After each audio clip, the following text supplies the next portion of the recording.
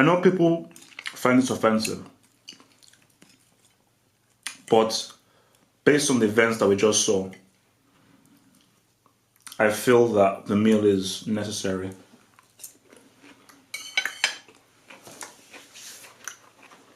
Good. Made by me, by the way. So, you know the drill. Press pause. You have to. Guys, you have to press pause because you have to press pause. Get yourself a meal. The key thing is about get yourself a meal, get yourself a drink, and I need you to, let me bring out the chain. I need you to tweet me and send me a pic of you with the meal, the drink, and you watching this whole thing right now. So remember, guys, that's the beauty of tech. You can always press pause and come back. Juninho,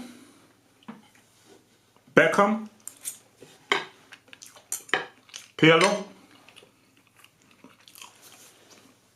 Dino,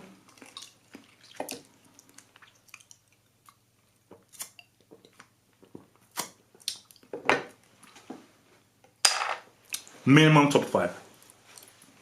It's too much. Top 5. You saw my reaction on my live Twitch. Top 5. We have to start the conversation of where he is. There's a debate of him maybe being that dude, but at the very least, top 5.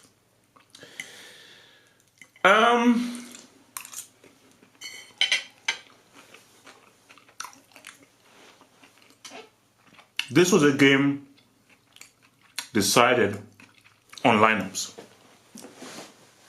And this is where managers end their coin. Because, okay, if everybody's fit and everybody's cool and everything that's all blah, blah, blah, and it's a regular league game, then it's pretty easy. But where you end your coin, where we see very good managers separated from elite managers, are lineups like this in the biggest games. And if you're not going to praise him, I will. Because no one else will. And I've been praising him since last season. Valverde is a very, very good manager.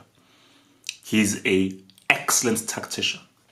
Again, he may not get it right all the time because nobody's perfect. Nobody's perfect. Even the great Uncle Mo isn't perfect. But he gets it right more times than not. For Liverpool, now I thought Wijnaldum was playing on the left, which is weird in itself.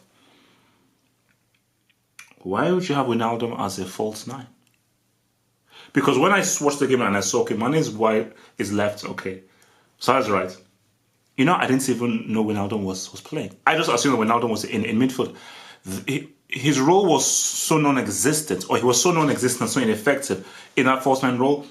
I didn't think I thought that they were playing with 2 strikers. I thought they were playing with 2 strikers, Salah and Mane. That was how ineffective and inconsequential that Wijnaldum was. So for Klopp, you say to yourself that at least have a presence there as a striker, because the thing that worries me is at one point I thought that Liverpool were going to attack, but at one point I think, okay, are these guys defending? Or are these guys trying to hold Barcelona to and restrict them to how many goals they wanted to score? So I was confused as to what Liverpool's approach was. But I think that within the lineup, Klopp got it wrong. A few things got right, but I think ultimately he got it wrong. And you've got to say to yourself, because for me, Matip was the best defender for Liverpool. You know, we will get to the goal specifically, but I thought that, like, again, maybe it's against the narrative because maybe when Van Dijk does stuff, then he's praised. But when Matip does stuff, he doesn't get praised. Matip made 2 crucial interventions where if he doesn't make those interventions, they're pretty much goals. He made 2 completely crucial interventions, and I thought that he was Liverpool's best defender. He had a very good game. A very good game. Barcelona wants this. I think we already knew this before, but I think when you saw the way they were playing,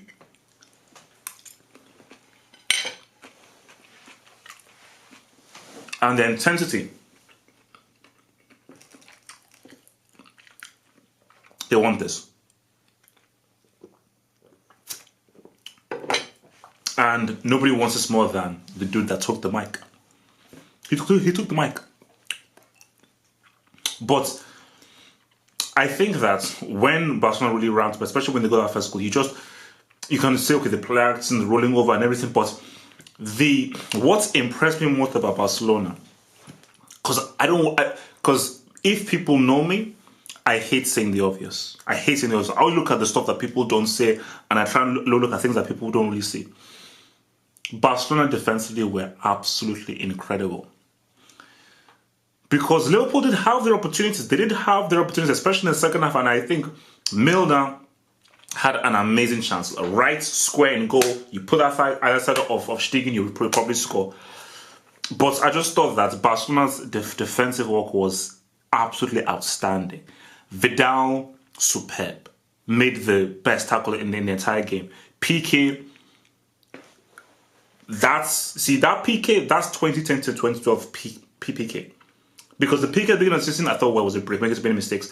He has honed down, he's concentrated, and now we're now seeing a guy who's playing peak. This is now peak PK. But just as a whole, Alba, Longley as well, Roberto to a degree, Busquets, the defensive work that Barcelona did, because you could see what Valverde's structure was. Yes, we're here to get goals. Liverpool must not score. Liverpool must not score. Liverpool must not score. And because people criticize Valverde and say, oh my gosh, we want to see the flowing, amazing, sexy football and where we keep possession for ages. We saw under Guardiola, Villanova, and the kind of boisterous attacking that we saw under Luis Enrique, even though you had a peak Neymar, a peak Cannibal and Messi. But football is about the beauty of an attack and the beauty of the defense as well.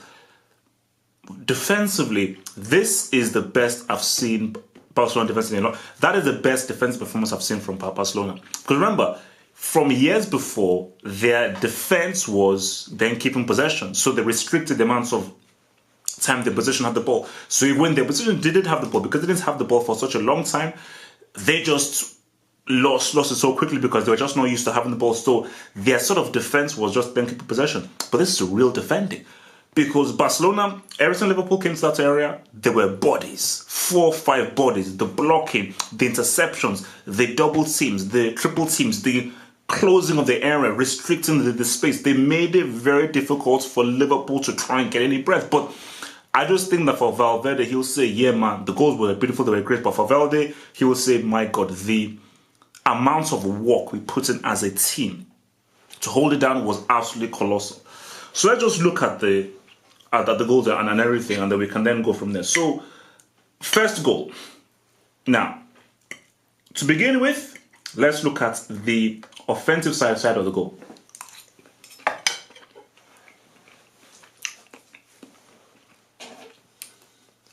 Alba reminded people the importance of legacy. Now, I think months ago, we were having a discussion with the Panther boys, and they said, no, Andy Robertson has to be the best left back in the world. And I said, man, you guys are sleeping on Alba, because I think Alba is that dude. And people say, well, how good has Alba really been and everything? And this goes to the whole thing of people in the Premier League only watch the Premier League, they don't even watch the La Liga. I was like, if you watch La Liga, this guy's putting in some damn good work. But then I sort of consider that, okay, maybe based on written form, Robertson might be out there. But Champions League semi-final, and Robertson did have a good game. He did have a good game. But Alba is just on a high level. He's on a high level because Alba made some very good defensive work as well. Some very good they just tackles. But footballing-wise, Alba is just a categorically better footballer than Robertson, because from his ball control, his dribbling, his balance on the ball, his passing, his movement of the ball, his off-the-ball movements, how he stretches play, how he's able to time his run, how he's able to stretch, and give him any ball like that, he is going to be controlled to precision by him, effortlessly. And when you look at this goal, 2 key things. And that cross from Alba was a thing of beauty. Because I just hope that people like Trippier and Generals who were crap in the crossing can show what Alba did. Because, see, that cross is when you're thinking about what the person's doing. Because what really annoys me, what the footballers do is when you cross without thinking. It's just like, okay, I have to cross now, just put the ball in. But Alba was like, okay, I can see what the kind of run that I can even see, I know the run that Cannibal is going to make. So even before Cannibal made the run, he knew the run he was going to make. So instead of just hitting a ball wildly there, you know what? What's going to be the most difficult thing for the defenders, for the keeper, and what is the best chance I have of giving this to my teammates? A little ground scorcher that's just a few inches above it, that is just on almost the level of his foot. Because again, I don't want to risk it to make it go high. Let it go medium height so you can just follow it through. And Cannibal, man, that is a superb run. Superbly timed, superb angle, great finish. That was just a great work goal. Now, when I go to who was to blame for that, when I first saw it, I said Matip. I said Matip. I said, Matip, you lost your man. So I thought that Matip was to blame. But I put out a tweet and people said Van Dijk. I said, whoa. So looking at it again, my thing is that the Cannibal made the run between Van Dijk and Matip. And I think, as people mentioned, Van Dijk could have played the Cannibal offside twice and he missed that. And for me, I always say that in a defensive partnership, I'm looking at the more experienced defender and the better defender. Van Dijk is the leader in that defense. Like for Italy, you always know it's Cannavaro as leader in that defense. So look for the leader in the defense to really dictate things. So for me, for Van Dijk, the primary threat is Cannibal. Messi isn't the threat. Coutinho was way out wide. Yeah, you have to look at Messi, but the primary threat, the guy that you have to look at that is making the run, is the Cannibal. So by your failure to not track his run and understand his run, I'm sorry, I've got to put that on. I've got to put that more on Van Dijk than Matip, because Van Dijk, you're the best defender in there. You should have seen that. He didn't see it. He didn't read it. Cannibal got to perform. I've got to put it on him and a bit on Matip as well.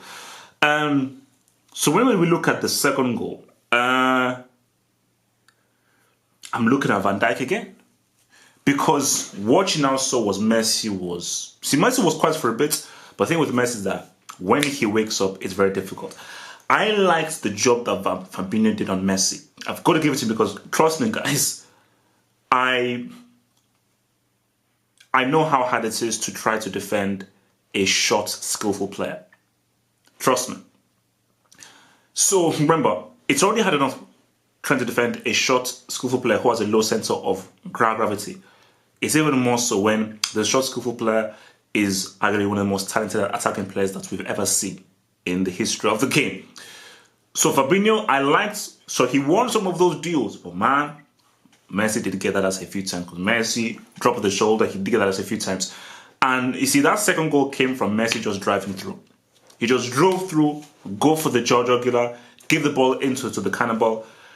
And my thing is, because see, when people on the hangar, they said that don't put the blame on homeboy. So don't put the blame on homeboy. Like, don't put the blame on Van Dijk because the ball fell in the right place for Messi. But for me, I think for Van Dijk and for any defender, don't assume. Never assume. I think his assumption was like, boom, it's a goal. But almost as if whenever you're seeing guys running into the box when a penalty is being made, always be on your tiptoes. You see, Van Dijk was flat-footed. So, because he was flat-footed, I'm just assuming it was going to be a goal. Ball hit the bar. Messi was first to react and it was in. So, trust me, if Van Dijk didn't assume that was going to be a goal and he was like, I'm on my toes, I'm ready just to react in case anything happens, in case there's a rebound, he gets it. Because we already know that Van Dijk is very good at making clearances. Very good.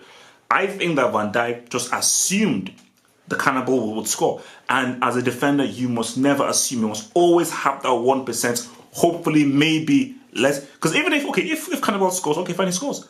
But you're still protected that of the off chance he doesn't score, you'll be the first for the rebound. But Messi reacted first. Boom. Ball, and then boom, it was 2-0. And see, at this kind of point in time, Because I think Liverpool had some chances before or not, and I think Milner had some very good chances. Stegen, man. Stegen showed you why he's the best in the world. Now, I never want to hear David De Gea's name mentioned ever again. Never mention David De Gea's name in the same breath as Ter Stegen. Never do it. Never do it. Ter Stegen has proven that he is 100% numero uno.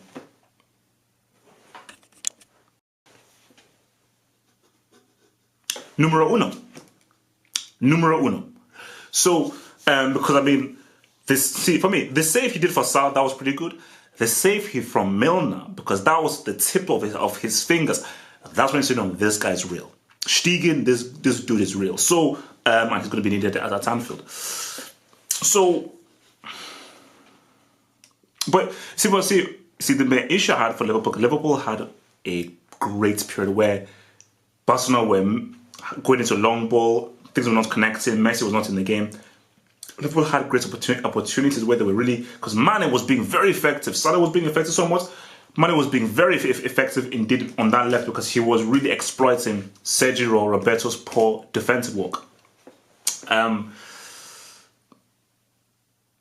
Yeah, like the chance that Milner had, bro, as I said again, you put that either side, it's a goal. But he shot it straight at Ter Stegen, man. Straight at the blue. So it's just unfortunate because if that fell to Mane or to Firmino or to Salah, that was probably a goal.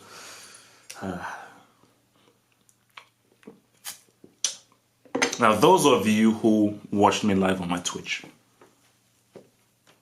you would have seen what happened. See, when that free kick was there, Messi has scored from here before. Yeah, of course, he has scored from there before. But you have to understand that this isn't a La Liga game. This is a Champions League semi-final against a guy that people consider is at least top 5 in the world. Keepers in Alisson. So I knew that, yeah, Messi can score. But I said he's not going to score this. He can score this goal, I'm sure he can score this goal, but just say Alisson is in goal. The distance, it's a Champions League semi-final. Nah, he can't do it. Bro, you can't hit a more perfect free kick than that. So when I saw that, I was like, guys, cut the crap. It's like, guys in the hangars were just talking crap. Guys would say, oh, he's top 15, top 20. I'm like, guys, cut the crap. Like, he's done too many of these free kicks right now. That's why, look, cut the crap. Minimum his top 5. And we can actually have the conversation as, is he the best free kick taker of all time? I don't know that yet. I may still side with Juninho. But 1000% we can have the debate. We can have the discussion. I think when you see the hanger, you'll see where we actually had the discussion. Have the discussion, of course we can. That free kick was stupid. That's why I had to react that way, because I genuinely didn't think he would score. He would score it. But my thing about it was, like, from the distance to get that accuracy right in the top corner. I mean, guys, it's stupid. It's stupid. That's a stupid flipping. That's a stupid free kick. It's bloody stupid. So, see, at 3-0, I was like, Liverpool have to get an away goal now. I have to go back to Klopp. Okay, fair enough. You don't start Firmino. Don't put Wijnaldum in there. Put in Origi or Sturridge. Have someone with the press. Don't get cute. Don't get cute. Because as was shown in this game, Liverpool could have had goals in this game. They had great opportunities. They had really good opportunities. You know, okay, like they were totally out of the game. They had really great opportunities. But look, man. I mean, the whole Firmino is so important to Liverpool, and in these kinds of games, an away goal is so important. An away goal is valuable. I remember years ago. Chelsea, Barcelona, first leg. And Chelsea were winning 3-0. I remember Figo scoring an amazing... I think it was either Figo or Figo's assist to Rivaldo. No, it was Figo. Figo scoring a goal to make it 3-1. And as a away goal they scored proved valuable when Chelsea got to destroy the second leg at the Camp Nou. So I felt that for Klopp, he had to bring in Firmino a lot earlier because the away goal was so important. That's why at 3-0, he brought on Origi. I was like, okay, boom, he's now panicking now. But I think for Klopp, he maybe was just overthinking too much. Sometimes you don't overthink. I think as people even mentioned in the Hangouts or even on Twitter, I think it was maybe Red or something. Liverpool trust in your game. Barcelona will do what they do. Do what you do. And try to play to the best of abilities, because the reason why I said Liverpool could get goals and could cause Barcelona problems is because if Liverpool's style that we've seen for most of the season will cause them issues. So if you trusted in your style and how well you've done, which has made you so unbeatable and so lethal going forward, bring that to the Camp Nou. Let's boogie on and let's see what you can do. So, yeah, man, Firmino should have been brought in a lot earlier. And look, let's talk about the Us. Look, the Us, he's been on the bench. You could have scored that. And you could see Messi was like, because Messi would probably rush him and just beat the crap out of him afterwards, because Messi was like, oh, really? I mean, because look, you're right. I just think it was just rustiness. I think it was just being rusty, not fully concentrated. So I was like, what the hell? But the thing about it is that if the Us scores that circumcision, Liverpool have it. No, like there's no point in even a second like going through. Like at 4-0, it's over. 3-0, Liverpool are pretty much almost done and out, but they have a glimmer of a chance. So I just think, overall, I just thought, for Barcelona, I think for a lot of people who thought Liverpool would win the game, would come in there and actually beat Barcelona, I think Barcelona just reminded people, look, chill. And you just saw the different levels in quality. So guys saying Barcelona are beatable, they're not that good, they're this, they're that. Liverpool played well. They did play well. But I think once Barcelona really got into their game, they really caught. Because even in the first half, man, once Barcelona just really were getting their passing and moving, and just the way they were just navigating through the crowd or Liverpool players, you were like, nah, man, these guys are skilled. And look, man, for Messi, man, when that dude gets, he's so difficult to tackle. He's such a difficult dude to tackle. So it's a tough one for Liverpool. It's a tough loss, because my thing about it is Liverpool can get goals at Anfield 100%. That's and I believe they will get goals at Anfield. But Liverpool's approach to the game is far more harder and far more complex than Barcelona. Barcelona's approach for the second leg is quality. You've won 3-0. You've not considered an away goal. So in your mind is literally we just go there. We just go there to attack. We go there to attack, play our game, go on the front foot and try to attack, because the pressure is on Liverpool to get these goals without them conceding. Because Liverpool have to score without conceding. All Barcelona have to do is just score. Barcelona know that, look, Liverpool score, fine, it doesn't matter.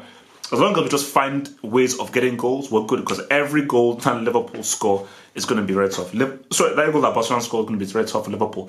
Barcelona score 1, Liverpool need 5. Barcelona score 2, Liverpool need 7. So it's going to be tough. No. Sorry, no. If Barcelona score 2, then Liverpool needs 6 rather. Damn, that's a lot of G's.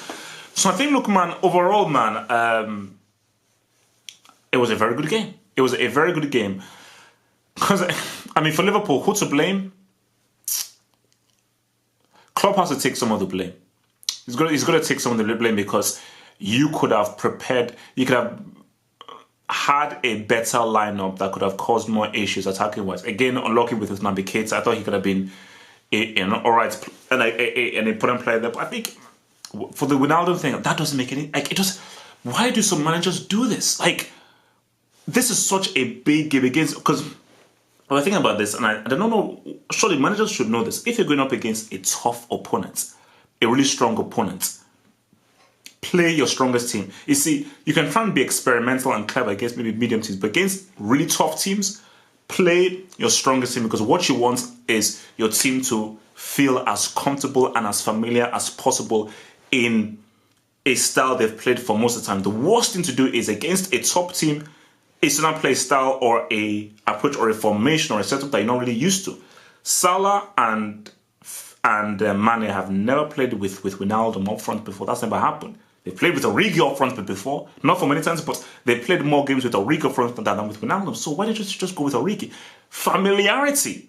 Get your guys in a familiar setting, because don't try and get too crazy, because then you're sort of not thinking about the players who are like, okay, we don't really understand this and the runs that this guy makes and how this guy flows. This just is too different for us. We're not used to this.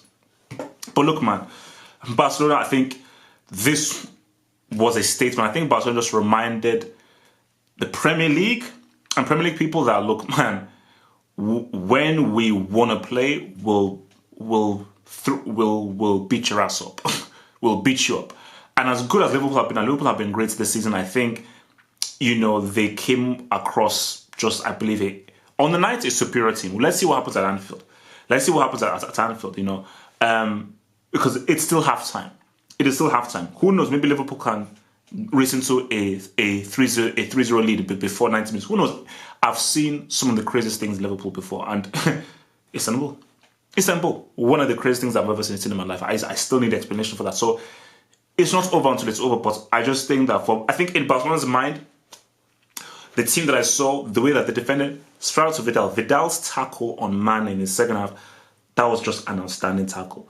Some of the play that Busquets, some of his play was just silk, pure silk. But for Barcelona, and look, for Coutinho, he did that. He did right. I still think that he's not that good, but he did that.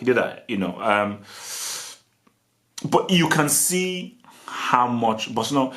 I don't think Barcelona have really wanted a title as much as this one. Although I think it's really pained them, that 2012, because Drogba was destiny. But just the way that I could just look at their body language, and I think this comes from Messi taking the mic. I think when Messi took the mic, I think everyone in the team is like, guys, our mission is this Champions League. This is our mission. We must not fail. Whatever it takes, endgame. Whatever it takes, we must win this flipping trophy. But look, man, as I've said again, Barcelona are heavy favorites now. Huge favorites. I've seen too many inexplicable, crazy things in this amazing sport for me to say it's all over. It's almost over.